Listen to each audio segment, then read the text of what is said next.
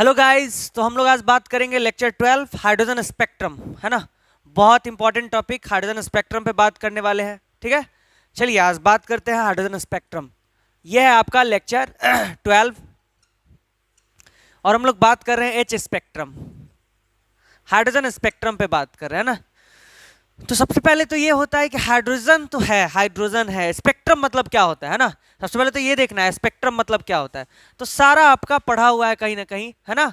मैंने सारा आपको स्पेक्ट्रम क्या होता है, डिस्पर्शन ऑफ लाइट क्या होता है, मैंने सारा आपको पढ़ा के रखा हुआ है यहाँ पे, है ना। तो चलिए आज प्लान करते हैं हम लोग स्पेक्ट्रम, हाइड्रोजन स्पेक्ट्रम, है ना।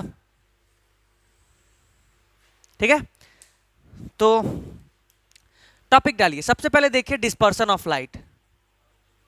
तो आपको सबको पता है डिस्पर्शन ऑफ लाइट क्या होता है ना।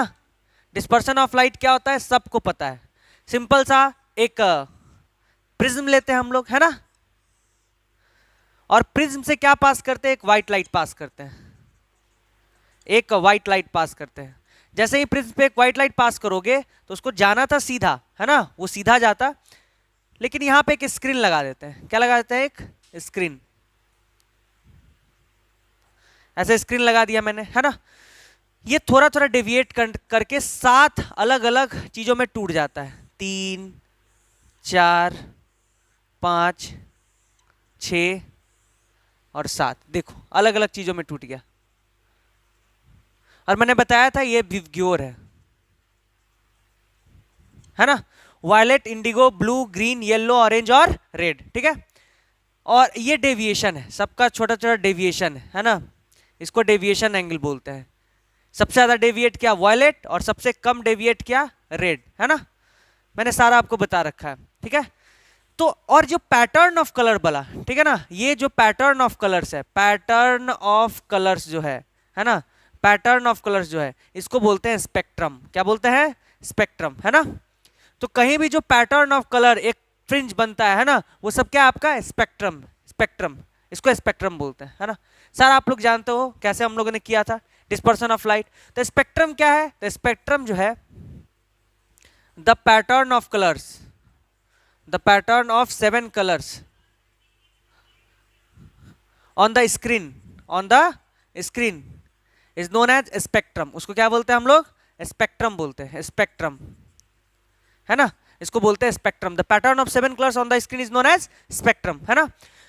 अब इस स्पेक्ट्रम से सीखेंगे कि हाइड्रोजन स्पेक्ट्रम में कैसे, हाइड्रोजन जब आगे लग गया तो हाइड्रोजन स्पेक्ट्रम क्या होगा, है ना। स्पेक्ट्रम तो पता चल गया भाई, अलग अलग कलर्स का अगर पैटर्न हमको देखने को मिल जाए तो उसको स्पेक्ट्रम बोलते हैं। तो हाइड्रोजन से हाइड्रोजन स्पेक्ट्रम का में क्या अंतर होगी, बात दोनों में क्या डिफरेंसेस है, हाइड्रोजन स्पेक्ट्रम और स्पेक्ट्रम में क्या अंतर है।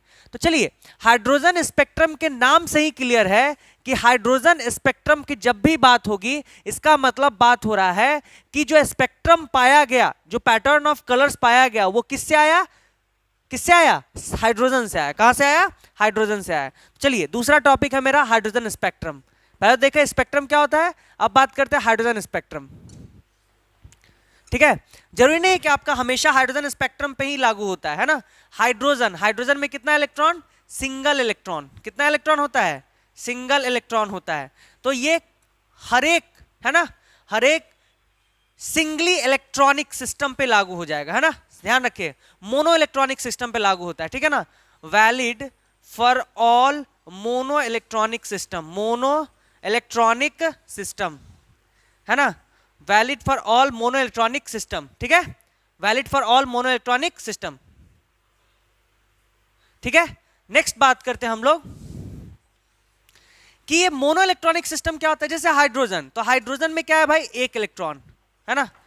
वैसे ही हीलियम, तो हीलियम में कितना इलेक्ट्रॉन होता है, हीलियम में एटॉमिक नंबर हीलियम का 2, तो 2 इलेक्ट्रॉन होगा। लेकिन अगर एक इलेक्ट्रॉन उड़ाना है तो फट से एक प्लस चार्ज लगा दो, तो इसके पास कितना इलेक्ट्रॉन बच गया, एक इलेक्ट्रॉन बच गया, ठीक है ना। तो ये भी मोनो इलेक्ट्रॉनिक सिस्टम होगा, इस पे भी हाइड्रोजन स्पेक्ट्रम लागू हो सकता है ना। फिर लिथियम, लिथियम के पास 3 इलेक्ट्रॉन, इस पे 2 प्लस लगा दो, 2 प्लस ऐसे चार्ज लगा दो, ठीक है ना। 2 प्लस चार्ज लगा दिए तो 3 इलेक्ट्रॉन था, 2 उड़ गया तो कितना बचा, एक ही इलेक्ट्रॉन बचा, है ना।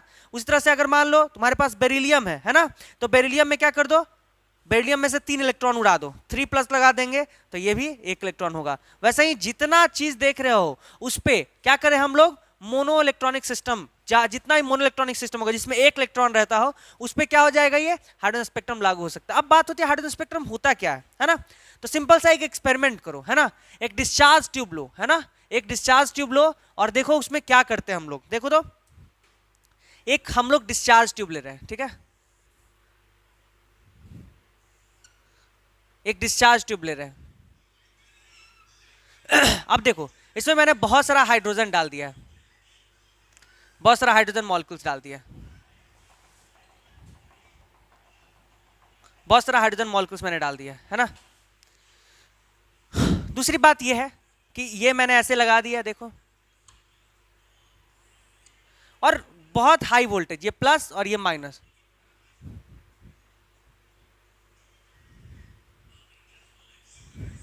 ये बैटरी है ना। अब ध्यान से देखो तुम थोड़ा सा कि ये जो बैटरी है आपका, ये जो बैटरी है ना, ये बैटरी है, इस पे मैंने 10,000 वोल्ट डाल दिया। कितना डाल दिया? 10,000 वोल्ट, है ना। अब डिस्चार्ज ट्यूब का काम क्या होता है, वो सारे हाइड्रोजन को तोड़ देगा। जो हाइड्रोजन आपका ये है ना, वो टूट जाएगा, और टूटेगा तो एक बॉन्ड 2 इलेक्ट्रॉन से बनता है, तो एक इलेक्ट्रॉन ये ले लेगा, है ना, और एक इलेक्ट्रॉन ये ले लेगा, ऐसे करके टूट जाएगा। बहुत सारा ऐसा सब, बहुत सारा हाइड्रोजन मॉलिक्यूल्स यहाँ पे टूट जाएगा, है ना। देखो सारा मॉलिक्यूल्स टूट जाएगा, आयनाइज कर जाएगा। टूटने का मतलब आयनाइज कर जाएगा, टूट जाएगा, सारा का सारा बॉन्ड टूट जाएगा।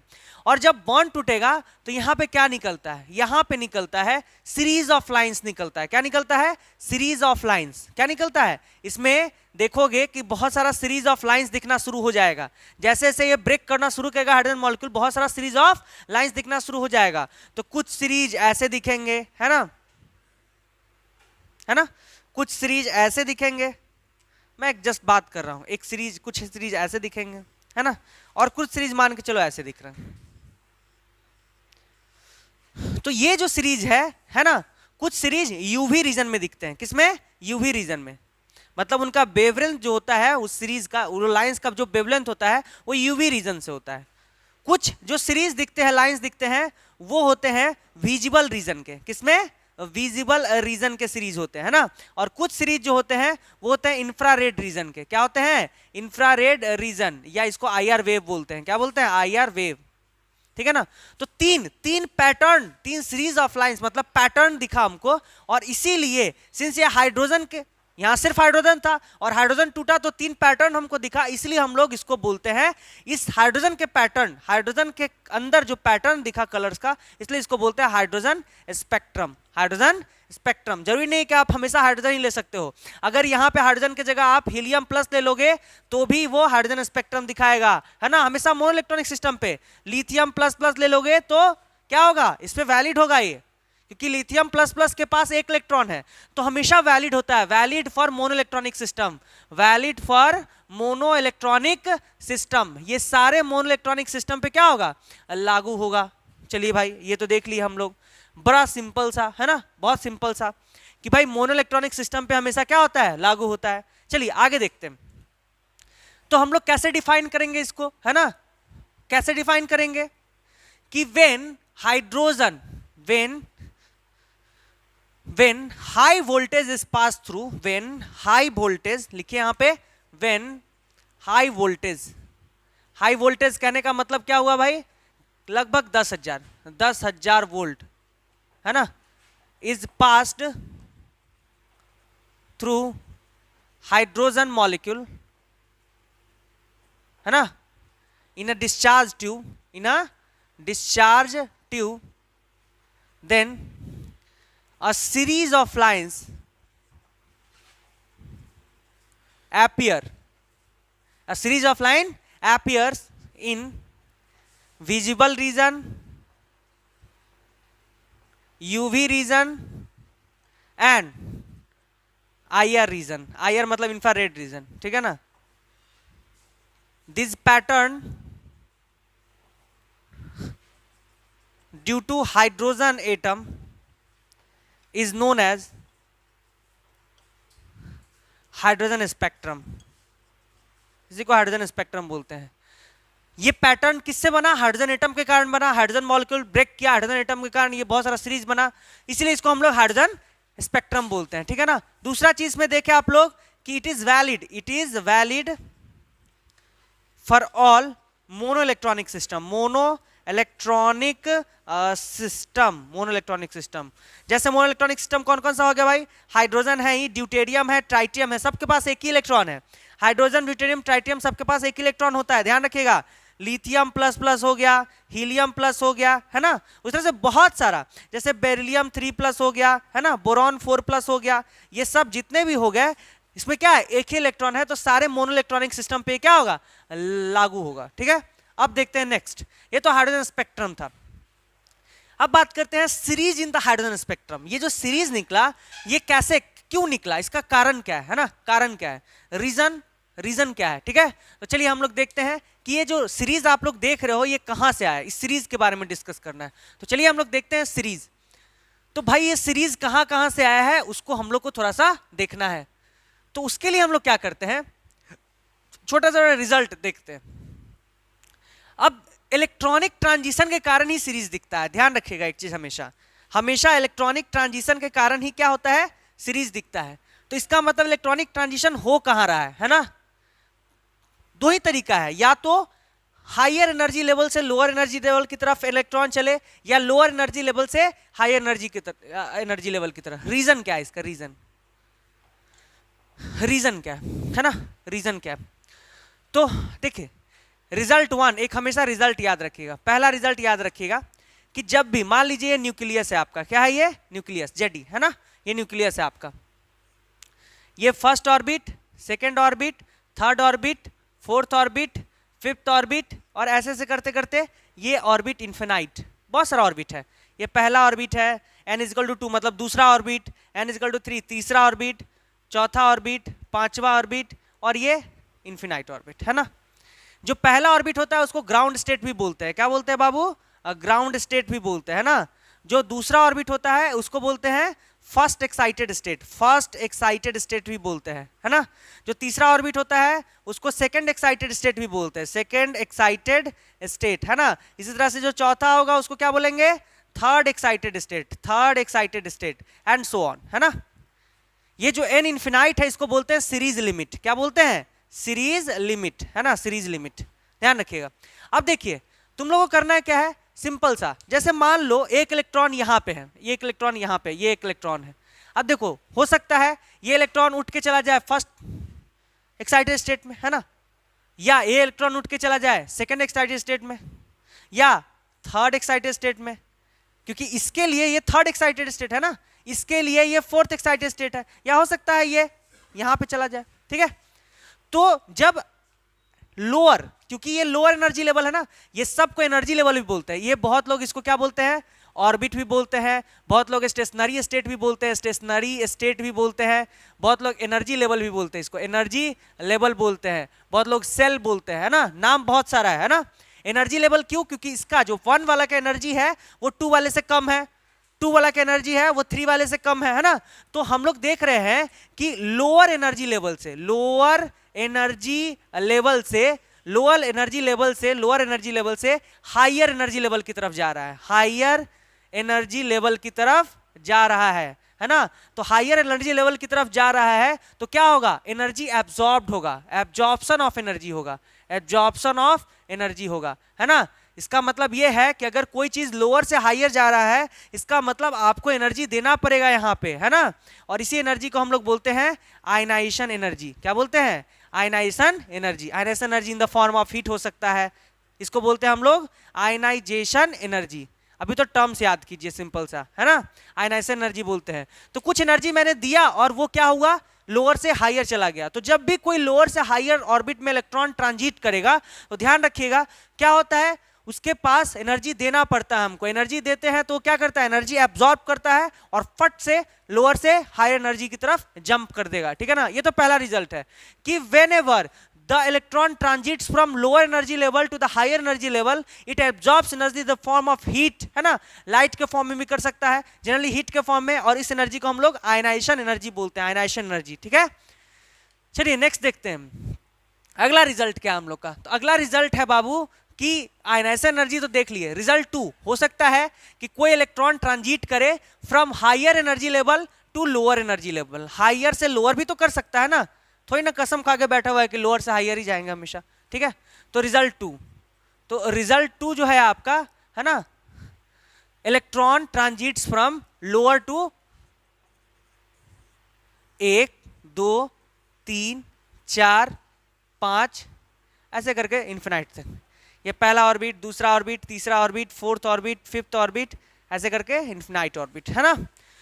अब देखो, जैसे मान लो यहाँ पे कोई इलेक्ट्रॉन है, एक इलेक्ट्रॉन फिफ्थ ऑर्बिट पे, ठीक है ना, तो ये हो सकता है नीचे की तरफ इस ऑर्बिट में आ जाए, या इस ऑर्बिट में आ जाए, या इस ऑर्बिट में आ जाए, है ना, या हो सकता है इस ऑर्बिट में चला जाए, है ना। देखो तो ये हायर, ये जो है फिफ्थ पे बैठा हुआ है, हो सकता है फोर्थ पे चला जाए, थर्ड पे चला जाए, सेकंड पे चला जाए, फर्स्ट पे चला जाए, तो ये हायर एनर्जी लेवल में है, हायर एनर्जी लेवल में है, हायर एनर्जी लेवल में है ना। और ये गया लोअर एनर्जी लेवल की तरफ, किधर, लोअर एनर्जी लेवल की तरफ गया, और लोअर एनर्जी लेवल की तरफ गया तो ये करता है एनर्जी इमिट, इसमें बोलते हैं हम लोग emission of energy, emission of energy, emission of energy in the form of light, in the form of light. और इसी लाइट जो इमिट करता है वो किस रीजन में होगा, हो सकता है वो लाइट इमिट करे, वो यूवी रीजन में होगा, विजुअल रीजन में होगा, आईआर रीजन में होगा, है ना। हाइड्रोजन स्पेक्ट्रम के केस में यही ना होगा। तो रीजन क्या है, सिंपल सा, हाइड्रोजन स्पेक्ट्रम में हो क्या रहा है, जब उसको एनर्जी दिए हम लोग, तो वो क्या होता होगा, इलेक्ट्रॉन चला जाता होगा कहां तक, इलेक्ट्रॉन चला जाता होगा अपर एनर्जी तक। हम एनर्जी दिए, हाइड्रोजन स्पेक्ट्रम में 10,000 वोल्ट एनर्जी दे रहे हैं ना, तो कहां चला जाता होगा, अपर एनर्जी लेवल तक चला जाता होगा, मतलब 1 से उठ के वो कहां चला जाता होगा, ऊपर, मान लो 5-6 पे चला गया। और जब थोड़ा देर बाद देखोगे तो वो ऊपर से फिर जब उसका एनर्जी खत्म हो जाएगा तो ऊपर से नीचे, फिर नीचे की तरफ ट्रांजिट करेगा।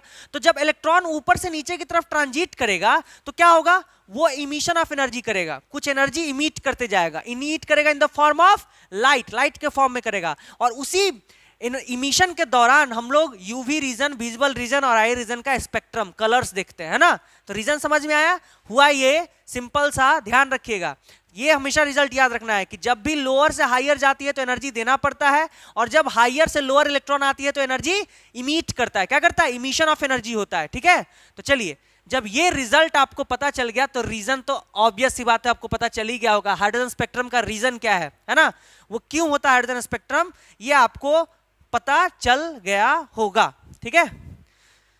नहीं पता चला तो एक बार मैं और पिक्चर से समझाने की कोशिश करता हूं आपको, पिक्चर से तो समझ में आ ही जाएगा आपको। चलिए, जैसे हुआ क्या है यहां पे देखिए, जैसे हुआ ये सिंपल सा है, ठीक है, कि ये हाइड्रोजन है मान लो आपका, है ना, ये हाइड्रोजन का न्यूक्लियस, और इसके फर्स्ट ऑर्बिट में इलेक्ट्रॉन, और कहीं इलेक्ट्रॉन होता नहीं है इसमें, एक ही इलेक्ट्रॉन है ना। अब क्या हुआ, ये दूसरा इलेक्ट्रॉन, ये तीसरा इलेक्ट्रॉन, ये फोर्थ इलेक्ट्रॉन, ये फिफ्थ इलेक्ट्रॉन, ऐसे करके, और ये सीरीज लिमिट इन्फिनिटी। हुआ ये होगा सिंपल सा कि ये इलेक्ट्रॉन ट्रांजिट करके चला गया होगा, मान लो यहां पे चला गया, फिफ्थ वाले पे चला गया, है ना, क्योंकि जब आप इसको एनर्जी दिए, है ना, मैं 10,000 वोल्ट एनर्जी दे रहा हूं इसको, है ना, तो ये ऊपर चला गया, और जब नीचे आया तो ये नीचे इमिट करते हुए आएगा, है ना, ये नीचे क्या हुआ, इमिट करते हुए आएगा। तो ये जो इमिशन करेगा, ये जो इमिशन करेगा, इसी में ना हम लोग यूवी लाइंस देखते हैं, है ना, विजुअल लाइंस देखते हैं, यही 3 देखते हैं ना, UV lines, visual lines and IR region, यही तीनों रिजल्ट देखते हैं, और इसी को हम लोग बोलते हैं हाइड्रोजन स्पेक्ट्रम। मैंने पहले ही बोला ये सिर्फ मोनो इलेक्ट्रॉनिक सिस्टम पे लागू होता है, मोनो इलेक्ट्रॉनिक सिस्टम पे लागू होता है, ये ध्यान रखिएगा, ये याद रखने वाली बात है। सिर्फ एक इलेक्ट्रॉन, जिस सिस्टम के पास एक इलेक्ट्रॉन हो उसको मोनो इलेक्ट्रॉनिक सिस्टम बोलते हैं, उस पे लागू हो सकता है। जैसे ड्यूटेरियम, ट्राइटियम, है ना, हीलियम पे नहीं लागू होगा, हीलियम प्लस पे लागू होगा, लिथियम पे लागू नहीं होगा, लिथियम प्लस प्लस पे लागू होगा, है ना। तो हमेशा एक इलेक्ट्रॉन वाले सिस्टम पे लागू होता है, ठीक है। तो ये हो गया आपका क्या है भाई, ये हाइड्रोजन स्पेक्ट्रम का रीजन हो गया। क्यों हुआ कि when we give discharge tube में उसको हम लोग 10,000 वोल्ट का एनर्जी देते हैं, 10,000 वोल्ट देते हैं, इसका मतलब एनर्जी दे रहे हैं ना, क्योंकि एनर्जी आपको पता है E इंटू वी नॉट होता है ना। अब देखिए, आप एनर्जी दिया, आपने 10,000 वोल्ट का एनर्जी दिया, वो एक्साइट होके चला गया हायर एनर्जी लेवल पे। अब हायर एनर्जी लेवल पे चला गया तो जब उसका एनर्जी कम पड़ने लगेगा तो धीरे धीरे नीचे वाले एनर्जी की तरफ आएगा, और नीचे वाले एनर्जी की तरफ आएगा तो कुछ कुछ एनर्जी लाइट के फॉर्म में इमिट करते आता है, खर्च करते आता है ना, वही यूवी लाइंस, विजुअल लाइंस और आईआर रीजन हमको दिखता है, ठीक है। अब चलिए, अब बात करते हैं आगे। आगे करते हैं series in the hydrogen spectrum, अलग अलग सीरीज होता है ना। अब जैसे मान लो ऊपर से कोई रे गिर के पहले पे आ रहा है तो इसका कुछ नाम होता है, दूसरे पे आ रहा है उसका कुछ नाम होता है, तीसरे पे आ रहा है उसका कुछ नाम होता है, चौथे पे आ रहा है नाम होता है, पांचवें पे आ रहा है उसका कुछ स्पेशल नाम होता है, उसको हम लोग को देखना है, ठीक है ना।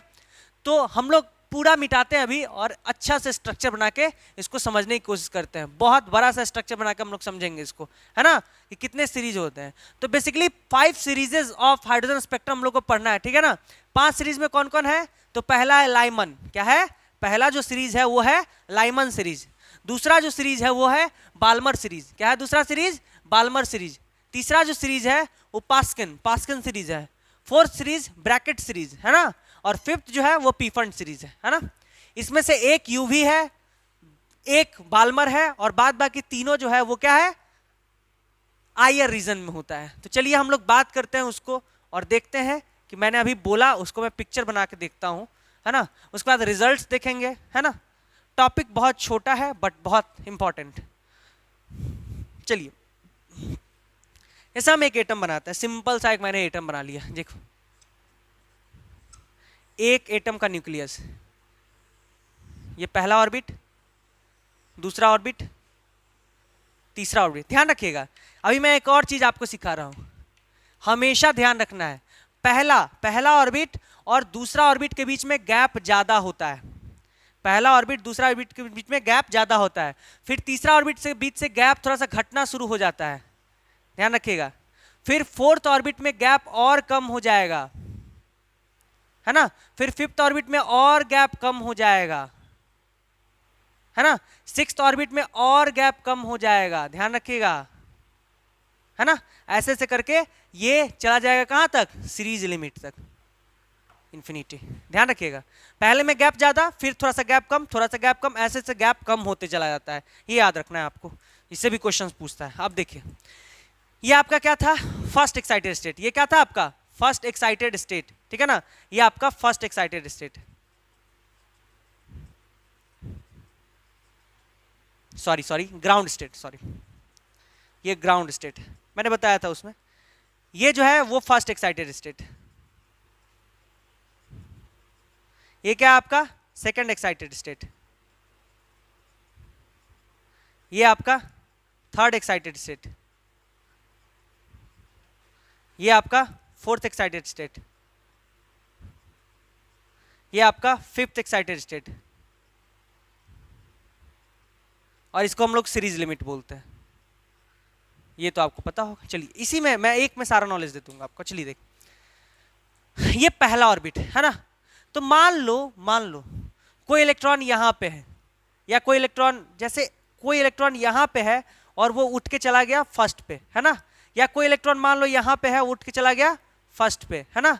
कोई इलेक्ट्रॉन मान लो यहां पे है और उठ के चला गया फर्स्ट पे, ऐसे देख लो, यहां पे है कोई इलेक्ट्रॉन उठ के चला गया फर्स्ट पे, ठीक है। कोई इलेक्ट्रॉन यहां पे है और उठ के चला गया कहां पे, फर्स्ट पे। तो ध्यान रखना कहीं से भी कोई इलेक्ट्रॉन आए हायर एनर्जी से और वो फर्स्ट ग्राउंड स्टेट पे आके रुकता है, तो ये सब जो लाइंस देखते हो, ये सब जो सीरीज ऑफ लाइंस देखते हो, इसको हम लोग बोलते हैं लाइमन सीरीज। क्या बोलते हैं, लाइमन सीरीज। लाइमन सीरीज का हमेशा ध्यान रखना, लाइमन सीरीज जो होता है उसका जो लोअर ऑर्बिट होता है वो हमेशा 1 होता है, लोअर ऑर्बिट। मान लो लोअर ऑर्बिट में बोलता हूं n को, किसको बोलता हूं, n को, तो हमेशा इसका n फिक्स होगा, n क्या होगा, फिक्स होगा, है ना।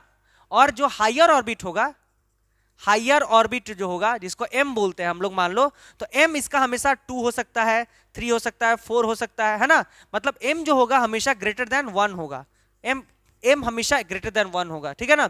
तो इसको हम लोग लाइमन सीरीज बोलते हैं। ये यूवी रीजन में आता है, लाइमन सीरीज जो होता है आपका यूवी रीजन में आता है, यूवी रीजन में आता है। लाइमन सीरीज जो भी होता है उसका यूवी रीजन में आता है, ठीक है। चलिए दूसरा सीरीज की बात करते हैं। तो दूसरा सीरीज में कौन आ जाएगा, जैसे दूसरा सीरीज जो हम लोग बात कर रहे हैं, जैसे मान लीजिए यहां पे दूसरा सीरीज, यहां पे 1 2 ऐसे 3 4, मान लीजिए इसको बोलते हैं बाल्मर सीरीज, बाल्मर सीरीज, है ना, बाल्मर सीरीज। देख लो इसमें क्या हुआ, हो सकता है इन्फिनिटी से भी आ सकता है, जरूरी नहीं है इन्फिनिटी से भी आ सकता है, ध्यान रखिएगा इन्फिनिटी से भी आ सकता है, जरूरी नहीं है कि आप इन्फिनिटी से नहीं कर सकते। बाल्मर सीरीज, तो बाल्मर सीरीज का हमेशा ध्यान रखिएगा, ये विजिबल रीजन में होता है। किस में होता है? विजिबल रीजन में होता है, विजिबल रीजन में होता है। बाल्मर सीरीज विजिबल रीजन में होता है, ठीक है। अब देखो विजिबल रीजन में होने के कारण इसका एन फिक्स्ड होगा, लोअर ऑर्बिट, एन को हम लोग लोअर ऑर्बिट बोल रहे हैं, तो एन इसका हमेशा होगा वो 2 होगा, फिक्स्ड होगा। और जो इसका एम होगा ग्रेटर देन 2 होगा, है ना। एम इसका या तो 3 हो सकता है, 4 हो सकता है, 5 हो सकता है, 6 हो सकता है। अगर 3 से भी कोई इलेक्ट्रॉन 2 पे गिरता है तो बाल्मर सीरीज में, 2 पे अगर गिरा तो बाल्मर सीरीज, है ना। चलिए नेक्स्ट देखते हैं आगे। आगे है आपका, अगर मान लो यहां से इलेक्ट्रॉन कोई गिरा और थर्ड पे गिर गया, है ना, थर्ड पे गिर गया, थर्ड पे गिरा इलेक्ट्रॉन, चलो भाई थर्ड पे देख लेते हैं। ये थर्ड पे गिरा, इसको बोलते हैं हम लोग पास्कन सीरीज, पास्कन सीरीज, है ना, पास्कन सीरीज, पास्कन सीरीज। ये जो है आपका आईआर रीजन में होता है। किस में होता है? आईआर रीजन में होता है, ध्यान रखिएगा, ये हमेशा आईआर रीजन में होता है, ठीक है। और इसका एन हमेशा फिक्स्ड रहेगा 3, है ना, और एम हमेशा ग्रेटर देन 3, है ना, एम ग्रेटर देन 3 होगा। ठीक उसी तरह से और भी देख लेते हैं, जैसे अगर 4 पे गिरा तो 1 2 3, है ना, ये देख लो, ये इसको बोलते हैं ब्रैकेट सीरीज, ब्रैकेट सीरीज, है ना, ब्रैकेट सीरीज बोलते हैं। ये भी आईआर रीजन का होता है, ये भी किसका होता है? आईआर रीजन का होता है। इसका भी एन जो होता है आपका फिक्स्ड होता है, दैट इज 4, है ना, और एम ग्रेटर देन क्या होगा? 4 होगा, एम ग्रेटर देन 4 होगा, ठीक है। और देख लेते हैं, जैसे मान लो 5वें पे गिरा, जैसे यहां देख लेते हैं, यहीं पे, जैसे मान लो 5वें पे गिरा, या फिर यहां से 5वें पे गिरा, है ना, तो इसको बोलते हैं हम लोग P fund series, P fund series, P fund series, है ना। ये भी आईआर रीजन का होता है, आईआर रीजन का होता है, पी फंड सीरीज भी आईआर रीजन का होता है। इसका जो एन होगा वो हमेशा फिक्स्ड होगा, एन इसका 4 था, इसका एन 5 होगा और एम ग्रेटर देन 5 होगा। तो चलिए हम लोग अलग अलग भी देखेंगे। ये एक ग्राफ में मैंने आपको बता दिया कि इतना हाइड्रोजन स्पेक्ट्रम में सीरीज होते हैं, कौन कौन सा? Lyman series, Balmer series, Paschen series, Brackett series and Pfund series, ठीक है ना, पी फंड सीरीज। अब इसमें क्वेश्चन प्रैक्टिस कैसे करना है, क्वेश्चन प्रैक्टिस कैसे करना है उसको देखना है थोड़ा सा। क्वेश्चन कैसे पूछा जा सकता है उसका खूब प्रिपरेशन हम लोग करेंगे, ठीक है। अब चलिए देखें तो अब अलग अलग इस लाइंस को अलग अलग हम लोग देखेंगे, अलग अलग इस लाइंस को डिस्कस करेंगे। जैसे पहला लाइमन सीरीज डिस्कस करेंगे, है ना, फिर बाल्मर सीरीज डिस्कस करेंगे, फिर पास्कन, फिर bracket and then Pfund, तो ज्यादा समझ में आएगा। चलिए मैं इसको मिटाता हूं और फिर से, मैंने एक बार डिस्कस कर दिया कि मेरे को डिस्कस क्या क्या करना है इसमें, है ना। अब थोड़ा सा स्पीड में इसको निकालेंगे, चलिए, और अलग तरह से समझने की कोशिश करते हैं थोड़ा सा, है ना।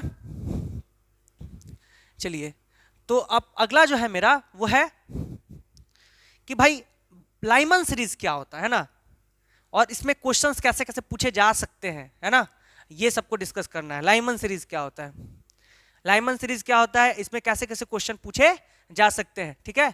तो लाइमन सीरीज में आपने देखा कि इसका लोअर ऑर्बिट फिक्स्ड होता है, मतलब किसी भी इलेक्ट्रॉन को, चाहे वो सेकंड ऑर्बिट का इलेक्ट्रॉन हो, थर्ड ऑर्बिट का इलेक्ट्रॉन हो, फोर्थ ऑर्बिट का इलेक्ट्रॉन हो, उसको गिरना पड़ेगा कहां पे? फर्स्ट वाले पे गिरना पड़ेगा, है ना, फर्स्ट वाले पे गिरना पड़ेगा।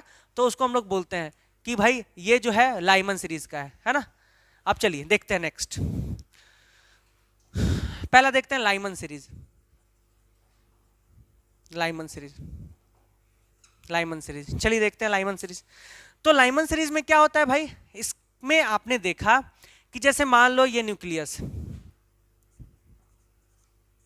है ना, लाइमन सीरीज में ये फर्स्ट ऑर्बिट, मैंने बोला था फर्स्ट और सेकंड के बीच में गैप रहता है, फिर थर्ड थोड़ा सा और नजदीक आएगा, फोर्थ और नजदीक आएगा, फिफ्थ और नजदीक आएगा, है ना, और ऐसे करते करते ये इन्फिनाइट पे, ये पहला, ये दूसरा, तीसरा, चौथा, पांचवा, और ये इन्फिनिटी पे आ गया। चलो मान लिए ऐसा। अब देखो क्या करते हैं हम लोग, सिंपल सा है, कोई भी लाइन, ये यहाँ पे चला है फर्स्ट पे, या यहाँ से गिर के कोई इलेक्ट्रॉन यहाँ पे चला है ना, यहाँ से गिर के कोई इलेक्ट्रॉन यहाँ पे चला है, या यहाँ से गिर के कोई इलेक्ट्रॉन यहाँ पे चला है, या हो सकता है इन्फिनिटी से गिर के यहाँ पे चला है। तो इसको थोड़ा सा कई बुक में ऐसे रिप्रेजेंट किया होगा, इसको सीरीज लिमिट बोलते हैं। क्या बोलते हैं? सीरीज लिमिट, मैंने पहले ही बताया था। अब देखिए इसको लाइमन सीरीज बोलते हैं, लाइमन सीरीज, लाइमन सीरीज, है ना, लाइमन सीरीज, जिसका एन फिक्स्ड है ना, हमेशा एन इसका 1 होगा। एन मतलब क्या? लोअर ऑर्बिट, याद रखिएगा, एन का मतलब लोअर ऑर्बिट, और एम जो है वो ग्रेटर देन 1 होना चाहिए, मतलब m2 भी हो सकता है। यहाँ पे देखिए m2 है, इस लाइन के लिए m कितना है 3 है, इस लाइन के लिए m कितना है 4 है, इस लाइन के लिए m कितना है 5 है, इसको m लाइन के लिए m कितना है इन्फिनाइट है ना। तो एक चीज ध्यान रखो, अब जैसे ये देखो ये फर्स्ट लाइन है, ये फर्स्ट लाइन है, ये जो है वो क्या है फर्स्ट लाइन है ना। इस लाइन को हम लोग फर्स्ट लाइन ऑफ लाइमन बोलते हैं, फर्स्ट लाइन ऑफ लाइमन। उस तरह से ये क्या हो गया आपका सेकंड लाइन हो गया, सेकंड लाइन ऑफ लाइमन। इस तरह से ये क्या हो गया थर्ड लाइन ऑफ लाइमन। इस तरह से ये क्या हो गया fourth line of Lyman, fourth line of Lyman. अब चलिए क्या करेंगे, जो फर्स्ट लाइन ऑफ लाइमन होता है उसको के अल्फा भी बोलते हैं, क्योंकि ये कौन सा है के है। पहले को हम लोग के बोलते हैं, दूसरे को एल बोलते हैं, तीसरे को एम बोलते हैं, चौथे को एन बोलते हैं ना। तो इसको के, तो पहला लाइन को के अल्फा बोलते हैं, दूसरे लाइन को के बीटा, तीसरे लाइन को के गामा भी बोलते हैं, ऐसे भी बोलते हैं, ध्यान रखिएगा। के अल्फा के बीटा के गामा हमको समझना है। के अल्फा मतलब फर्स्ट लाइन ऑफ लाइमन, के बीटा मतलब सेकंड लाइन ऑफ लाइमन, के गामा मतलब थर्ड लाइन ऑफ लाइमन, है ना। अब देखिए नेक्स्ट, जैसे क्वेश्चन कोई पूछेगा आपसे, जैसे क्वेश्चन पूछा कि फर्स्ट लाइन ऑफ लाइमन, तो आपको हमेशा ध्यान रखना है फर्स्ट लाइन ऑफ लाइमन बोला तो एन तो लाइमन का 1 होता है, लोअर ऑर्बिट 1 होता है, एम कितना होगा, तो आप ध्यान रखिएगा एम हमेशा जो होता है number of line plus n होता है। तो एन हमेशा एक तो जोड़ना ही है ना। और लाइन कौन सा है, ये फर्स्ट लाइन है तो 1 + 1, क्योंकि ये क्या है लोअर ऑर्बिट तो 1 जुड़ेगा ही यहाँ पे, है ना। m क्या होगा लोअर ऑर्बिट 1 जुड़ेगा, 1 + 1 कितना हो गया m जो हो गया 2। देखो तो इसका जो ऑर्बिट है फर्स्ट लाइन का वो m कितना है 2 है, और n कितना है 1 है ना। ध्यान रखिएगा। और भी क्वेश्चन मैं करता हूं, जैसे मैंने बोला कि second line of Lyman, second line of Lyman. चलिए सेकेंड लाइन ऑफ लाइमन मैंने बोला तो आप फट से बोलेगा सर इसका n तो हमेशा फिक्स रहता है 1, ठीक है ना, लेकिन m क्या होगा, तो ध्यान रखिएगा n इसका 1 है तो 1 जोड़ दीजिए, जो लो ऑर्बिट है जोड़ दीजिए, प्लस सेकेंड लाइन की बात कर रहा है तो 1 + 2 दैट इज m कितना हो जाएगा 3। ध्यान रखिए। नेक्स्ट देखिए आगे, नेक्स्ट है जैसे मैंने बोला fifth line of Lyman, fifth line of Lyman, है ना। तो फिफ्थ लाइन ऑफ लाइमन मैंने बोला तो आप फट से बोलेगा सर फिफ्थ लाइन मतलब n तो 1 रहेगा, इसका m कितना रहेगा 1 + फिफ्थ लाइन मतलब m कितना हो जाएगा 6 हो जाएगा। समझ में आया। उस तरह से और भी क्वेश्चन आप कर सकते हो, जैसे मैंने बोला seventh line of Lyman, seventh line of Lyman, तो आप बोलोगे सर सेवेंथ लाइन तो n तो 1 होगा और m कितना होगा 1 + 7 दैट इज 8। डायरेक्ट कीजिए, है ना। मैंने बोला के गामा ऐसे के गामा मैंने लिख दिया, है ना, लाइन ऑफ लाइमन। तो के गामा का मतलब तो पता है, gamma alpha first line, beta second line और गामा थर्ड लाइन। तो गामा थर्ड लाइन की बात कर रहा है, तो थर्ड लाइन क्या होगा n1, और थर्ड लाइन की बात रहा था m 1 + 3 दैट इज 4। देखो तो फटाफट नंबर ऑफ लाइंस आप निकाल सकते हो, उसका लोअर ऑर्बिट निकाल सकते हो और अपर ऑर्बिट निकाल सकते हो। ध्यान रखिएगा लोअर ऑर्बिट अपर ऑर्बिट निकालना जरूरी है, क्योंकि फॉर्मूला में जब लिखूंगा तो उसमें लोअर ऑर्बिट और अपर ऑर्बिट का यूज बहुत ज्यादा होगा, ठीक है ना, ये ध्यान रखिएगा। नेक्स्ट आगे बात करते हैं, तो आगे बात करते हैं तो उसमें क्या बात करते हैं चलिए देख लेते हैं, है ना। उसमें बात करते हैं हम लोग बाल्मर सीरीज। क्या बात करते हैं भाई, बाल्मर सीरीज, है ना। बाल्मर सीरीज पे बात करते हैं, और बाल्मर सीरीज क्या होता है विजिबल रेंज का होता है ना, विजिबल रीजन का होता है। मतलब एक तरह से बोला जाए कि लाइमन सीरीज लाइन देख सकते हो तुम, तो नहीं सर लाइमन सीरीज हम लोग नहीं देख सकते। हम लोग लाइमन सीरीज इसलिए नहीं देख सकते क्योंकि लाइमन सीरीज क्या था यूवी का था, यूवी रीजन का था। क्या था यूवी रीजन का। और हम लोग सिर्फ किसको देख पाते हैं विजिबल रीजन को देख पाते हैं। किसको देख पाते हैं विजिबल रीजन को देख पाते हैं। तो हम लोग यूवी रीजन को नहीं देख पाते, इसलिए लाइमन सीरीज हम लोग नहीं देख पाएंगे। अब चलिए हम लोग बात करते हैं बाल्मर सीरीज की। किसकी बात करते हैं भाई बाल्मर सीरीज। तो चलिए नेक्स्ट है मेरा Balmer series. Balmer series, Balmer series में क्या होगा जैसे सिंपल सा देख लो, ये आपका ऑर्बिट है, ये first orbit, second orbit, third orbit, fourth orbit, fifth orbit, sixth orbit, है ना। ऐसे करके मैंने बना रहा हूं, ठीक है। और ऐसे मैंने ये सीरीज लिमिट डाल दिया यहाँ पे। देखो ये first orbit, second orbit, third orbit, fourth orbit, fifth orbit, sixth orbit, और ये सीरीज लिमिट इनफिनाइट, है ना। अब देखो क्या करना है आपको कि सिंपल सा देखना है इसमें सेकंड ऑर्बिट पे। तो यहाँ से कोई इलेक्ट्रॉन गिरा है यहाँ पे सेकंड ऑर्बिट में, हमेशा ऊपर वाले से सेकंड ऑर्बिट में गिरेगा, है ना, हमेशा ध्यान रखिएगा। तो ऊपर वाले से सेकंड ऑर्बिट में गिरेगा, ये सीरीज लिमिट हो गया आपका, है ना। तो इसको हम लोग बोलते हैं बाल्मर सीरीज। बाल्मर सीरीज जब भी कोई मतलब इसका n हमेशा फिक्स्ड रहेगा, n हमेशा 2 रहेगा और m जो होगा ग्रेटर देन 2 होगा, मतलब m 3 हो सकता है, 4 हो सकता है, 5 हो सकता है एंड सो ऑन इंफिनिटी तक, है ना, ध्यान रखिएगा। अब देखिए इस लाइन का नाम k और l होता है, ठीक है ना। तो l alpha first line of Balmer, l beta second line of Balmer, l gamma third line of Balmer भी बोलते हैं, है ना। ये क्या है आपका फर्स्ट लाइन ऑफ बाल्मर है, फर्स्ट लाइन है ना। ये क्या है आपका सेकंड लाइन है ना। ये क्या है आपका थर्ड लाइन है ना। ये क्या है फोर्थ लाइन, और इसको क्या बोलते हैं सीरीज लिमिट। क्या बोलते हैं सीरीज लिमिट, है ना। तो अब हम लोग को बात करना है क्या कि जैसे इसमें भी क्वेश्चन आएगा फर्स्ट लाइन ऑफ बाल्मर क्या होता है ना। फर्स्ट लाइन ऑफ बाल्मर तो आप क्या बोलिएगा सिंपल सा, first line of Balmer sir तो n कितना होगा 2 होगा और m तो अब 1 नहीं जोड़ेंगे, 2 + 1 2 यहाँ लोअर ऑर्बिट को जोड़ना है और 1 तो m = कितना आ जाएगा आपका 3 आ जाएगा, ठीक है ना। वैसे ही बोला सेकंड लाइन ऑफ बाल्मर, यहाँ पे मैंने बस क्वेश्चन चेंज करके सेकंड लाइन ऑफ बाल्मर कर दिया, ठीक है ना। तो आप बोलेगा सेकंड लाइन तो n तो हमेशा बाल्मर के लिए 2 होगा और m कितना होगा 2 + 2 कितना हो जाएगा 4, है ना। मैंने बोला fifth line of Balmer, fifth line of Balmer तो आप बोलेगा फिफ्थ लाइन ऑफ बाल्मर इसका तो n 2 होगा और m 2 + 5 दैट इज 7, ठीक है। उस तरह से मैं सेवेंथ लाइन ऑफ बाल्मर बोला, सेवेंथ लाइन ऑफ बाल्मर तो सेवेंथ लाइन बोला तो n 2 होगा और m कितना होगा 2 + 7 दैट इज 9, m कितना हो जाएगा 9, है ना। उस तरह से मैंने बोला l beta of Balmer, l beta of Balmer तो l बीटा का मतलब ये सेकंड लाइन की बात कर रहा है, सेकंड लाइन की बात कर रहा है तो n 2 होगा और m 2 + 2 दैट इज 4 होगा। तो बड़ा आसान सा है नंबर ऑफ लाइंस निकालने के लिए, क्योंकि नंबर ऑफ लाइंस निकलेगा तब तक आप फॉर्मूला में पुट नहीं कर पाओगे उसको, है ना। चलिए नेक्स्ट देखते हैं आगे। आगे आपका है पास्कन सीरीज। क्या है पास्कन सीरीज, ठीक है ना। पास्कन सीरीज में अंतर क्या होगा, थोड़ा सा बस अंतर है, देखो क्या अंतर होगा।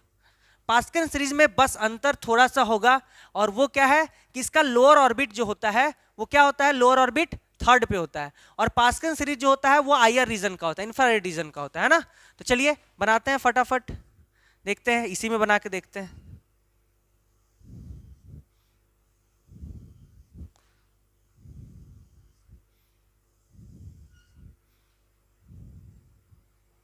चलिए देखते मैंने बना दिया, है ना। अब क्या करते हैं सेकंड पे नहीं थर्ड पे, थर्ड ये है आपका, यहां से कोई इलेक्ट्रॉन आया थर्ड पे गिरा, है ना, इलेक्ट्रॉन आया थर्ड पे गिरा, ये सीरीज लिमिट हो गया आपका, है ना, है ना, ये सीरीज लिमिट। ये जो है ये इसका KLM नाम होता है, तो m alpha m beta m gamma ऐसे करके चलेगा। m अल्फा मतलब फर्स्ट लाइन ऑफ पास्कन, ये फर्स्ट लाइन ऑफ पास्कन है, ये क्या है सेकंड लाइन ऑफ पास्कन है, ये क्या है थर्ड लाइन ऑफ पास्कन है, ये क्या है सीरीज लिमिट ऑफ पास्कन, है ना। ध्यान रखिएगा इसका पास्कन सीरीज बोलते हैं, क्या बोलते हैं इसको पास्कन सीरीज बोलते हैं, पास्कन सीरीज। और पास्कन सीरीज में खासियत क्या है, इसका लोअर ऑर्बिट फिक्स रहता है दैट इज 3 और इसका अपर ऑर्बिट जो होगा ग्रेटर देन 3 होगा, मतलब अपर ऑर्बिट 4 हो सकता है, 5 हो सकता है, 6 हो सकता है, 6 से लेके इंफिनिटी तक कोई भी हो सकता है, लेकिन हमेशा 3 से ज्यादा होगा, ठीक है। अब बात करना है ये हायर रीजन में होता है, क्या होता है इंफ्रारेड रीजन में होता है, मतलब इसको भी हम लोग नहीं देख सकते हैं, हम लोग सिर्फ बाल्मर को देख सकते हैं ना। अब देखिए फर्स्ट लाइन ऑफ अगर मैं बोलूं पास्कन, है ना, फर्स्ट लाइन ऑफ पास्कन में अगर बोलूं तो आप क्या कीजिएगा, बोलोगे सर इसका n 3 होता है तो बस फर्स्ट लाइन के लिए यहाँ पे 3 + 1 कर देना है दैट इज 4 हो जाएगा, है ना।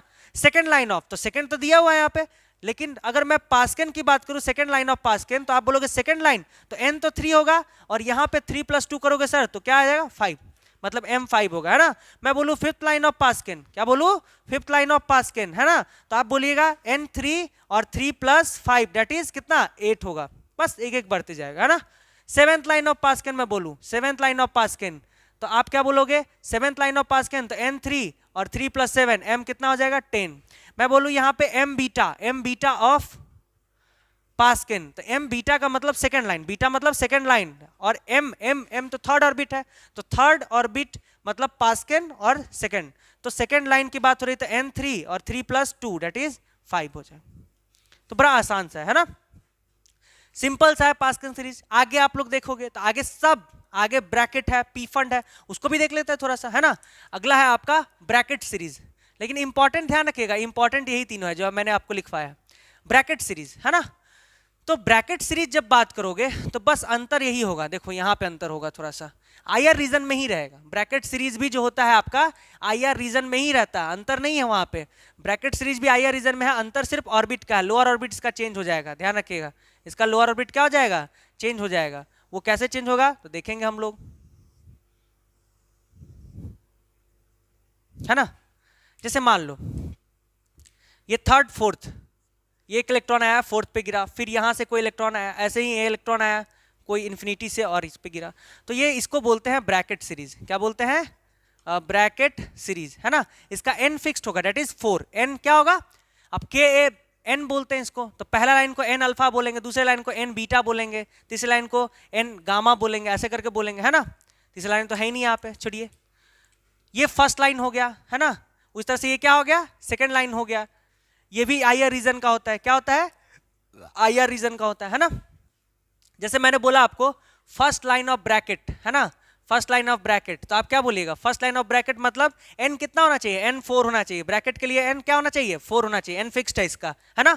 और एम कितना होगा, 4 + 1 डेट इज 5 हो जाएगा यहाँ पे, है ना। मैं सेकंड लाइन ऑफ अगर ब्रैकेट की बात करूं तो सेकंड लाइन ऑफ ब्रैकेट क्या हो जाएगा बाबू, तो सेकंड लाइन ऑफ ब्रैकेट जो हो जाएगा आपका एन कितना होगा, 4 होगा, 4 + 2 डेट इज 6 हो जाएगा, है ना। फिफ्थ लाइन ऑफ मैं ब्रैकेट की अगर बात करूं, फिफ्थ लाइन ऑफ ब्रैकेट की अगर मैं बात करूं तो फिफ्थ लाइन का मतलब एन 4 और 4 + 5 कितना हो जाएगा, 9 हो जाएगा, है ना। मैं अगर बात करूं सेवेंथ लाइन ऑफ ब्रैकेट की, ठीक है ना, मैं बस चेंज कर रहा हूं, सीरीज लाइन चेंज कर रहा हूं, तो एन 4 हो जाएगा और 4 + 7 कितना हो जाएगा, एम 11 हो जाएगा, है ना। उसी तरह से मैं अगर बात करूं एन बीटा की, एन बीटा मतलब दूसरा लाइन, एन मतलब 4 मतलब पास्कल की बात हो रही है कि ब्रैकेट की बात हो रही है, तो ब्रैकेट की बात हो रही है ना। तो सेकंड लाइन तो एन 4 + 2 डेट इज 6 हो जाएगा, है ना। उसी तरह से लास्ट आप लोग देख सकते हो पी फंड सीरीज, क्या है, पी फंड सीरीज, है ना, पी फंड सीरीज। अब देखो इसमें क्या होगा, पी फंड सीरीज में जो होगा उसमें जो लोअर ऑर्बिट होगा वो 5, क्या होगा, लोअर ऑर्बिट 5 होगा। चलिए इसको भी देख लेते हैं, लेकिन इंपॉर्टेंट आपका लाइमन है, बाल्मर है और पास्कन ही है, 3 ही है ना। लेकिन बुक में ये भी दिया हुआ है तो आप ये भी पढ़िए। चलिए और आगे देखते हैं हम लोग।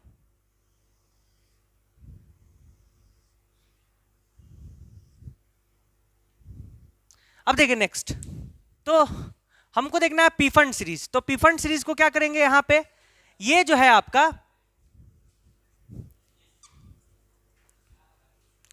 अब देखो इसको बोलते हैं, ये फर्स्ट लाइन हो गया, मतलब ये जो पी फंड सीरीज है आपका, पी फंड सीरीज, इसमें क्या होगा, एन इसका फिक्स्ड रहेगा डेट इज 5 और एम जो होगा ग्रेटर देन 5 होगा, मतलब एम इसका हो सकता है 6 हो सकता है, 7 हो सकता है, 8 से लेके इन्फिनिटी तक हो सकता है ना, ध्यान रखिएगा।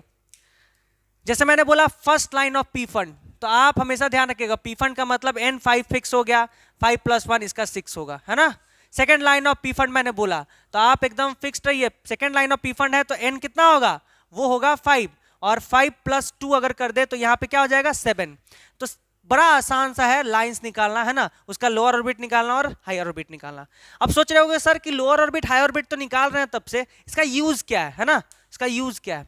तो कभी सोचे हो कि जो वेवलेंथ आ रही है ना, जो वेवलेंथ आ रही है इमिट करते हुए, जो वेवलेंथ आ रही है, लाइट आ रही है, उसका कुछ ना कुछ वेवलेंथ होगा, तो वो वेवलेंथ कैसे कैलकुलेट करेंगे, तो उसके लिए मैंने आपको अपर और लोअर ऑर्बिट निकालवाया है ना। तो चलिए अब हम लोग बात करते हैं कि कैसे हम लोग वेवलेंथ उसका कैलकुलेट कर सकते हैं। जैसे आप लोगों ने अभी देखा, जस्ट अभी देखा कि सर जब कोई हायर ऑर्बिट से लोअर ऑर्बिट की तरफ इलेक्ट्रॉन मूव करती है, ट्रांजिट करती है, तो क्या करती है, कुछ ना कुछ वेवलेंथ इमिट करेगी, लाइट इमिशन करते हुए आती है ना, और उसी लाइट के कारण हाइड्रोजन स्पेक्ट्रम फॉर्म करता है, ये तो आपने देखा अभी।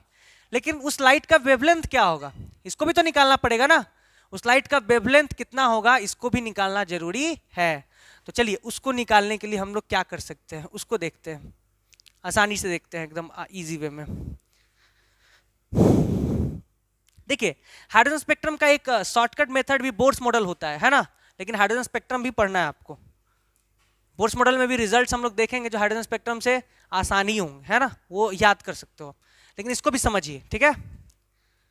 जैसे आपने बोला सर कि ये लोअर ऑर्बिट है, मान लो एन है ना, और ये कोई हायर ऑर्बिट है एम है, और यहां से कोई लाइट इमिट करते हुए आ रही है, तो कुछ वेवलेंथ होगा लाइट का। इमिशन ऑफ लाइट अगर हो रहा है, इमिशन ऑफ लाइट अगर हो रहा है, जो लाइट हम लोग दिखा, तो उसका वेवलेंथ होगा ना, वेवलेंथ होगा, वेवलेंथ ऑफ इमिटेड लाइट, कुछ ना कुछ तो होगा, है ना। कुछ इसका फ्रीक्वेंसी होगा, है ना, कुछ फ्रीक्वेंसी भी तो होगा, कुछ एनर्जी होगा। ये सब कौन निकाल के देगा? एनर्जी, फ्रीक्वेंसी, है ना, वेवलेंथ, ये सब भी तो निकालना है मेरे को। तो कैसे निकालेंगे? चलिए, तो सबसे पहले बात करते हैं हम लोग वेवलेंथ। वेवलेंथ कैसे निकालेंगे, ये वेवलेंथ पे बात करते हैं हम लोग। तो ध्यान रखिएगा, इसका फॉर्मूला होता है ना, 1/λ is equal to Rydberg constant into Z square 1/n square minus 1/m square. बड़ा आसान सा रिजल्ट, ठीक है। वेवलेंथ लेमडा क्या है आपका? Emitted wavelength, wavelength of emitted light.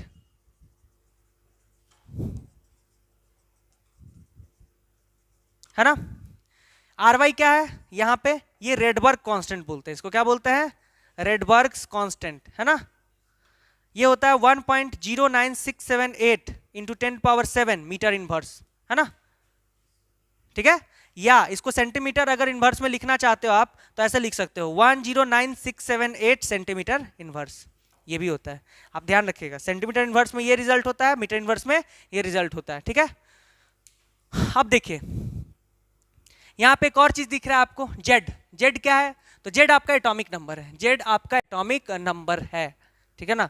अगर हाइड्रोजन की बात कर रहे हैं, क्योंकि मोनो इलेक्ट्रॉनिक तो होना चाहिए, जेड यहां पे एटॉमिक नंबर है। जैसे अगर मान लो हाइड्रोजन दे दिया तो जेड कितना? 1।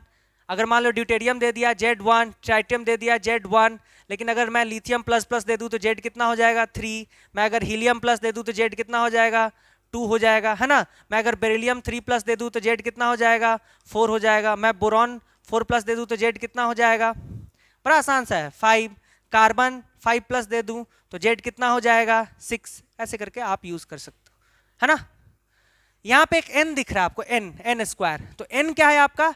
लोअर ऑर्बिट, लोअर ऑर्बिट, है ना, लोअर ऑर्बिट। और m क्या है? Higher orbit.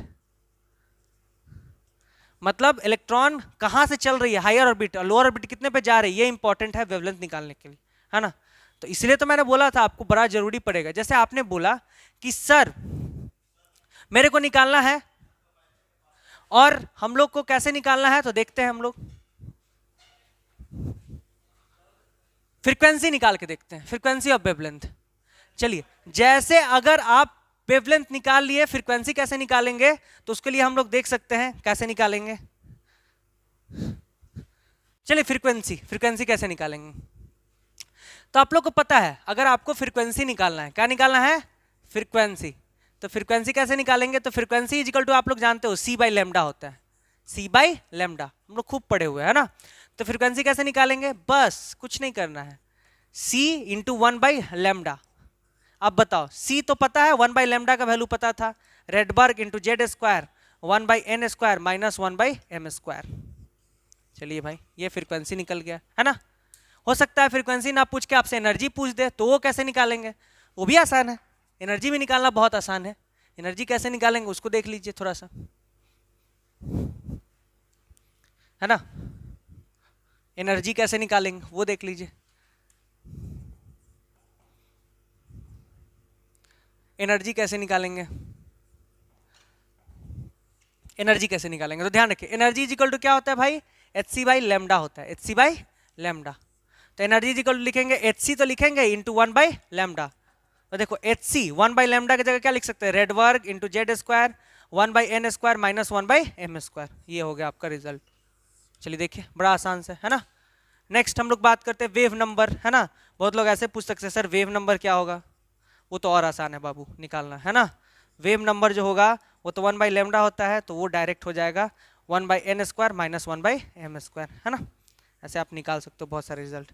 ये तो सिंपल सिंपल से मैंने रिजल्ट निकाल दिया, डायरेक्ट आप यूज भी कर सकते हो इसको, जब मन जैसे आप यूज कर सकते हो, ठीक है। अब देखो, ये तो क्वेश्चन है, अब आपको सारा डाटा दिया रहेगा, है ना, आप रिजल्ट निकाल सकते हो, ठीक है। जैसे मैंने बोला कि मान लो भाई, है ना, फर्स्ट मैंने आपको, जैसे क्वेश्चन आता है बहुत बार शॉर्टेस्ट और लॉन्गेस्ट करके, है ना, शॉर्टेस्ट लॉन्गेस्ट, इसको थोड़ा सा समझना है हम लोग को। ये शॉर्टेस्ट लॉन्गेस्ट क्या कर रहा है ना, शॉर्टेस्ट लॉन्गेस्ट। शॉर्टेस्ट लॉन्गेस्ट का मतलब तो समझ में नहीं आया, चलिए देख लेते हैं कैसे बोल रहा है ना। जैसे कोई बोला आपसे कि shortest wavelength of Lyman, shortest wavelength of Lyman, shortest wavelength of Lyman, shortest, तो लाइमन का तो शॉर्टेस्ट और लॉन्गेस्ट की बात अगर हो रही है तो लाइमन ये है, ये सेकेंड ऑर्बिट है, और ऐसे से करते करते ये क्या हो जाएगी, लास्ट ऑर्बिट हो जाएगी, है ना। या तो यहां से इलेक्ट्रॉन एक गिरा दो, या तो एकदम सीरीज लिमिट से एक इलेक्ट्रॉन यहां पे गिरा दो, है ना। देखो यहां से यहां इलेक्ट्रॉन गिर रहा है, मान लो इसको हम लोग बोलते हैं E1, और यहां से यहां गिर रहा है तो इसको हम लोग बोलते हैं E इन्फिनाइट, ऐसे बोलते हैं, है ना। तो ऑब्वियस ही बात है, जब यहां से यहां इलेक्ट्रॉन गिरेगा या यहां से यहां गिरेगा, और ध्यान रखिएगा जो एनर्जी होगा वो किसका ज्यादा होगा। अगर एनर्जी के मामले में देखा जाए तो ऑब्वियस ही बात है, ये ज्यादा डिस्टेंस कवर कर रहा है, ई इन्फिनाइट का एनर्जी क्या होगा, E1 से ज्यादा होगा। तो बताओ जो फ्रीक्वेंसी होगा वो कैसा होगा, तो फ्रीक्वेंसी एनर्जी के हिसाब से चलता है, is directly proportional to nu, हम लोग पढ़े हैं, तो फ्रीक्वेंसी भी इन्फिनिटी का ज्यादा होगा न्यू1 से, है ना। लेकिन वेवलेंथ की अगर बात करोगे तो वो कैसा होगा, तो अगर वेवलेंथ की बात करोगे तो वेवलेंथ उल्टा चलता है एनर्जी के, मतलब वेवलेंथ जो होगा 1 का ज्यादा होगा इन्फिनिटी से, है ना। मतलब ये ध्यान रखना, इसका कम एनर्जी है ना, सबसे कम एनर्जी ये ले रहा है, तो इसका वेवलेंथ क्या होगा, लॉन्गेस्ट वेवलेंथ होगा, लॉन्गेस्ट वेवलेंथ होगा, है ना। और इसका सबसे ज्यादा एनर्जी ले रहा है तो क्या होगा, ये शॉर्टेस्ट वेवलेंथ होगा। और शॉर्टेस्ट वेवलेंथ अगर बोल दिया तो n तो पता ही है 1 होगा, और m क्या हो गया, इन्फिनिटी हो गया, है ना। बस बैठा देना है ना, बस n और m निकल गया तो आपका तो निकल गया शॉर्टेस्ट वेवलेंथ। अब फॉर्मूला लगाओ 1/λ इज इक्वल टू, है ना। आप फॉर्मूला लगाओगे तो क्या लगाओगे, 1/λ is equal to Rydberg constant into Z square, hydrogen की बात हो रही है तो 1/λ is equal to Rydberg constant into Z square 1/n square minus 1/m square, ये फॉर्मूला होता है। तो 1/λ रेड वर्क का वैल्यू रख दो, है ना, जेड स्क्वायर मतलब 1 का स्क्वायर, क्योंकि हाइड्रोजन की बात हो रही है। n आपको निकल गया है, n कितना निकला है, 1/1 का स्क्वायर माइनस इन्फिनिटी है, तो देखो यहां से 1/λ कितना हो जाएगा, 1.09678 इंटू 10⁻7 इंटू 1, और यहां से निकालोगे तो 1 का 1, और ये 1/∞ क्या हो जाएगा, 0। तो यहां से अगर लैम्डा निकालोगे तो ये आ जाएगा 912 एंगस्ट्रॉन के करीब, आप निकाल के देखिएगा इतना आएगा, है ना, 912 एंगस्ट्रॉन के करीब ये आंसर आ जाएगा। उसी तरह से क्वेश्चन कोई ऐसे पूछ सकता है आपसे, ये तो शॉर्टेस्ट वेवलेंथ हो गया, शॉर्टेस्ट वेवलेंथ हो गया ऑफ लाइमन, हो सकता है मैं आपसे लॉन्गेस्ट वेवलेंथ कर दूं क्वेश्चन, भाई लॉन्गेस्ट वेवलेंथ ऑफ लाइमन कितना होगा। बस मेरे को कुछ क्या चाहिए तुमसे, भाई मेरे को बस इतना ही चाहिए कि तुम जो लॉन्गेस्ट वेवलेंथ है उसका n कितना है, 1 है, और m कितना है, 2 है, बस इतना दे दिए तुम तो मेरा काम बन गया, है ना। 1/λ रेड वर्ग इंटू जेड स्क्वायर, है ना, और 1/1 का स्क्वायर माइनस 1/2 का स्क्वायर, तो यहां से निकाल लो, लैम्डा आएगा 12 से 16 एंगस्ट्रॉन, है ना। बस कुछ नहीं, आपको लोअर ऑर्बिट हायर ऑर्बिट पता रहेगा तो किसी का भी एनर्जी वेवलेंथ फ्रीक्वेंसी निकाला जा सकता है, ठीक है। अब चलिए हम लोग देखते हैं और कैसा कैसा क्वेश्चन इससे पूछ सकता है। बहुत बार अलग अलग क्वेश्चन पूछ देता है ना, जैसे क्वेश्चन कुछ ऐसा दे देगा, देखो, है ना, क्वेश्चन पूछने के लिए कुछ भी पूछ सकता है, आप बस सोचिए, सोचते जाइए, क्वेश्चन कैसा भी फॉर्म करके आपको दे सकता है। जैसे अभी मैंने आपको बताया था कि जो फर्स्ट ऑर्बिट होता है, सेकंड ऑर्बिट होता है, उसके बीच में गैप ज्यादा होता है, सेकंड ऑर्बिट थर्ड ऑर्बिट के बीच में क्या होता है, गैप थोड़ा सा कम होता है ना, respective to the second and first.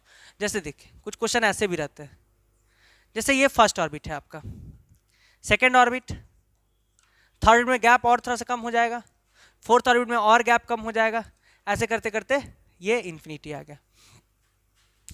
आपसे पूछेगा कि भाई ये है 1, ये है 2, ये है 3 और ये है 4, है ना। बोलेगा कि बताओ तुम्हारे पास कलर्स है, 4 कलर है, 4 कलर कौन कौन है तुम्हारे पास, वायलेट है, रेड है, ब्लू है और ग्रीन है। तो पूछ रहा है तुमसे इनमें से 1 कौन होगा, 2 कौन होगा, 3 कौन होगा और 4 कौन होगा। ये क्वेश्चन ऐसे भी कर सकता है। तो आपको ये पता होना चाहिए कि भाई सबसे ज्यादा एनर्जी किसका, तो एनर्जी जो ज्यादा फॉलो किया, याद रखना हमेशा फैलाव। अब बहुत लोग क्या करते हैं ना, सिंपल सिंपल ऐसे बांट दिए तो उनको पता नहीं चलेगा किसका एनर्जी ज्यादा है किसका कम है, क्योंकि इन दोनों का एनर्जी सेम लग रहा है ना, हो सकता है ना भाई। तो क्या करना है, ऐसे में हमेशा ध्यान रखना है, ऐसे में हमेशा ध्यान रखना है कि जो होगा गैप, देखो यहाँ पे 1 के बीच में गैप ज्यादा है, और ध्यान रखिए सबसे ज्यादा एनर्जी मेरे को लग रहा है, सबसे ज्यादा जो एनर्जी मेरे को लग रहा है वो लग रहा है 4 का, फिर किसका लग रहा है 1 का, फिर 2 का, फिर 3 का। जब एनर्जी ऐसा है ना, तो हम लोग को तो पता है विबग्योर है ना, एनर्जी ऊपर की तरफ चलता है, तो सबसे ज्यादा एनर्जी 4 का है, मतलब 4 जो है वो वायलेट है ना। फिर 1 का, तो 1 1 1 1 1 1 ये, मतलब अब वायलेट के बाद यहां कौन सा कलर तुमको दिख रहा है, वायलेट के बाद रेड ब्लू ग्रीन में कौन दिख रहा है, ब्लू दिख रहा है, तो 1 जो है वो ग्रीन है। 2 कौन सा दिख रहा है, ये वाला कलर, तो 2 इसमें कौन है, वायलेट रेड ब्लू और ग्रीन में कौन है, तो ग्रीन है। और सबसे लास्ट में कौन आएगा इन चारों कलर में, रेड, तो 3 रेड। ऐसा भी क्वेश्चन पूछा जा सकता है आपसे, है ना। तो ये कलर्स में भी क्वेश्चन पूछा जा सकता है। एक अलग तरह का क्वेश्चन और पूछा जा सकता है, एक वैरायटी और है, number of emitted rays, number of emitted rays निकालना है। जैसे चलिए मैं आपको फॉर्मूला भी बता दूंगा, और जो बच्चे चाहते हैं कि नहीं सर हमको फॉर्मूला नहीं बताइए, हमको समझाइए कि हुआ कैसे, तो मैं वो भी आपको बता दूंगा, है ना। सिंपल सा मैथमेटिक्स के फॉर्मूले से भी आप उसको ला सकते हो नंबर उतना, है ना, या फिर आप समझ के भी ला सकते हो। जैसे क्वेश्चन आता है, जैसे क्वेश्चन ऐसे आ गया, कुछ क्वेश्चन आ गया कि find the number of emitted rays, जब कोई रेज आता है, ठीक है ना, जिसका m 6 हो और n 1 हो, है ना। बोल रहा है कि 6th ऑर्बिट से कोई फर्स्ट ऑर्बिट पे जा रहा है, तो उसका नंबर ऑफ रेज कितना होगा। तो सबसे पहले बना लेते हैं, first orbit, second orbit, third orbit, fourth orbit, fifth orbit और 6th ऑर्बिट। ये 6th ऑर्बिट बना लिया, फर्स्ट ऑर्बिट जा रहा है, तो पहला क्या होगा, 6 से 1 पे आएगा, है ना, आएगा ना। ये का ट्रांजिशन किधर की तरफ हो रहा है, फ्रॉम 6th ऑर्बिट, यहां ध्यान लिखिए, from 6th orbit to first orbit. अगर कोई ट्रांजिट कर रहा है तो जरूरी थोड़ी ना है कि 6th ऑर्बिट से फर्स्ट ऑर्बिट जा रहा है तो 6th ऑर्बिट। मैंने बोला कि 6 से फर्स्ट भी जा सकता है, 6 से सेकंड भी जा सकता है, 6 से थर्ड भी जा सकता है, 6 से फोर्थ भी जा सकता है, 6 से फिफ्थ भी जा सकता है, भाई जा सकता है, कहीं भी जा सकता है ना, हो सकता है, क्योंकि लोअर ऑर्बिट तो फर्स्ट है तो हम कहीं भी भेज सकते हैं इसको। या फिर हो सकता है ये डायरेक्ट ये 5 को दे दे और 5 4 पे जाए, फिर 5 से हो सकता है ऐसे जाए, 5 यहाँ पे भेजे या 5 यहाँ पे भेजे।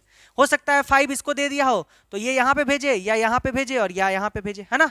या हो सकता है ये इसको दे दिया हो तो ये यहाँ पे भेजे, यहाँ पे भेजे 2, या ये इसको दे दिया होता है ऐसा। देखो तो सब ऑर्बिट, ये ऑर्बिट कितना को भेजा, 1 2 3 4 5, 6 वाले से 5 को जा सकता है, 5 वाले से 1 2 3 4 4 को जा सकता है, 3 वाले से कितना को जा सकता है, 3 को जा सकता है, सॉरी 4 वाले से, 3 वाले से 2 को जा सकता है और इस वाले से 1 को जा सकता है। देखो 2 1 3 3 6 4 10 5 15 लाइंस जनरेट किए जा सकते हैं। फॉर्मूला भी आप डायरेक्ट फॉर्मूला भी इस्तेमाल कर सकते हो, जैसे बोला 6 से फर्स्ट ऑर्बिट के, तो आप फॉर्मूला डायरेक्ट इस्तेमाल कर सकते हो कि जो नंबर ऑफ रेज होगा, नंबर ऑफ जो रेज होगा सर वो होगा, डायरेक्ट मैं यहां लिख देता हूं, है ना, m minus n into m minus n plus 1 divided by 2। Direct रखूं, m मतलब 6th ऑर्बिट से आया, first orbit 6 minus 1, 6 minus 1 plus 1 divided by 2। देखो 6 माइनस 1 5, ये माइनस 1 कट गया 6 और ये 2 से कट गया 3, ये कितना आ गया 15। डायरेक्ट फॉर्मूला भी इस्तेमाल कर सकते हैं, m minus n plus 1 divided by 2, ठीक है ना। तो ये भी एक फॉर्मूला है। तो इसमें इतना ही तरह का क्वेश्चन जनरेट किया जा सकता है। अगले लेक्चर में हम लोग आएंगे जो कि आपका लेक्चर 13 होगा, उसमें हम लोग इसका क्वेश्चंस भी करेंगे, है ना। इसका क्वेश्चन कुछ देखेंगे, वो आधे घंटे का होगा लेक्चर, है ना, और उसमें खूब सारा 15 क्वेश्चन जैसे कि हम लोग देखते हैं हर लेक्चर का, तो उसका भी देखेंगे ये। लेकिन हाइड्रोजन स्पेक्ट्रम खत्म हो गया, अब घर जाके आप लोग क्या कीजिए, फटाक से इसको उठाइए, एनसीईआरटी पढ़िए और बेसिक क्वेश्चंस जो है वो बनाइए। जितना मैंने पढ़ाया एनसीईआरटी तो ऐसे ही बन जाता है ना। तो आप जाके पढ़िए, उसके बाद हम लोग मिलते हैं 13 लेक्चर। Thank you.